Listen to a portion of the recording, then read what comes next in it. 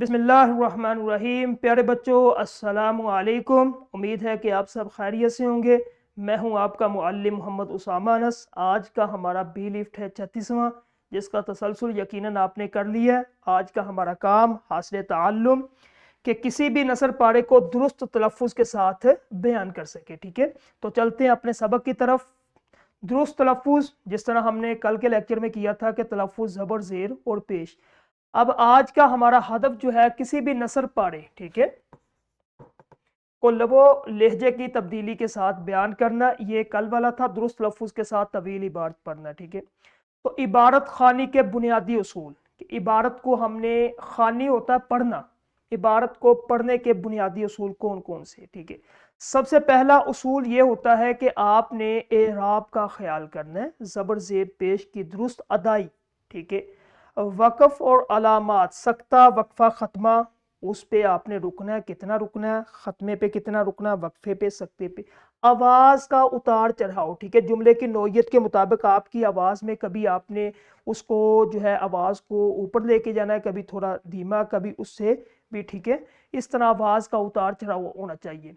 तो रुकने का फ़न, अलामात औकाफ के ख़त्मा जब आ जाए, इस तरह की अलामत जुमले को ख़त्म करना, तो मुकम्मल ठहराओ और सांस लेना है आपने। ठीक है, वक्फा आपने थोड़ा सा यानी कि ठहरना, कदर तवील। सकता मुख्तसिर ठहरना है आपने, जिस तरह अली अहमद और जब अली अहमद। ठीक है, इस तरह आपने सकता यानी कि जिसको इंग्लिश में आप कोमा, ये अलामत इस्तेमाल होती है। ठीक है, उसके बाद आवाज़ का उतार चढ़ाव। ठीक है, जब आपने सवालिया, कोई इस तरह सवालिया कोई जुमला है, आपने लहजे में तजस्सुस और सवालिया अंदाज होना चाहिए।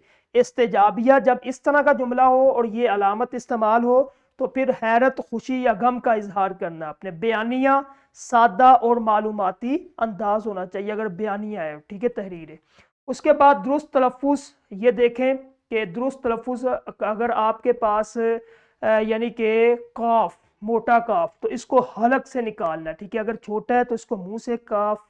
अगर हा, ये गले के दरमियानी हिस्से से निकलेगी। अगर हा दूसरी, वो सीने की तरफ से, इसको नीचे से निकालना। ठीक है, इसी तरह आवाज़ की ये बारीकियां, इसको देखना। इसी तरह अगर आप अपने अल्फाज को अदा करेंगे तो आपका तलफ़ुज़ ठीक हो जाएगा। ठीक है, तलफ़ुज़ की दुरुस्ती के औजार, ये हमने पीछे जो है एक लेक्चर लिया था लुगत का। अगर आप लुगत का इस्तेमाल करेंगे तो आपको तलफ़ुज़ का पता चलेगा कि इस लफ्ज़ के ऊपर ज़बर ज़ेर या पेश, या फिर कोई ऑनलाइन जो है आप डिजिटल लुगत उसका इस्तेमाल कर सकते हैं, वहाँ से आपको पता चल सकता है। ठीक है, और अल्फाज की तकसीम, अल्फाज को टुकड़ों में, हिजों में बांट दें। अगर कोई मुश्किल लफ्ज़ है फिर आप अच्छे तरीके से उसका तलफ़ुज़ अदा कर सकते हैं। ठीक है, तो तवील इबारत पढ़ने की तकनीक, सबसे पहले आप इबारत को एक बार खामोशी से पढ़ें।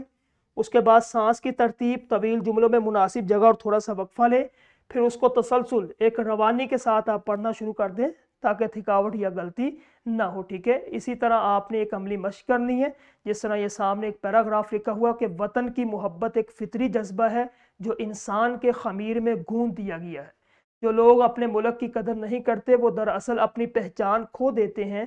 तारीख गवाह है कि वही कौमें सुरखरू हुई जिन्होंने इत्तेहाद और नज़्म ज़ब्त को अपना शिआर बनाया। ठीक है, इसी तरह क्लास के अंदर आपने करना है, एक बारी बारी हर बच्चा जो है अपने ये सबक को पढ़ेगा, बुलंद ख़्वानी करेगा और असातिज़ा जो है वो बच्चों से ये सरगर्मी करवाएंगे। ठीक है, तो उसके बाद जब आपने मुकम्मल कर लेना है तो असातिज़ा बच्चों का देखें, तलफ़ुज़ की दुरुस्ती करवाएं, आवाज़ की रवानी को देखें, लहजे के उतार चढ़ाव को, कि आया कि वो अलामात औकाफ का ख्याल करके इबारत पे रुकता है, इसका जो है उनको पता है या नहीं पता, फिर आपने इनको बताना है। ठीक है, तो ये था आज का हमारा काम, इसको आपने देखना है। उसके बाद तदरीसी जांच क्लास के अंदर कर लें और निखार के लिए घर में काम दे दें। तो हमारा आज का लेक्चर ख़त्म हुआ।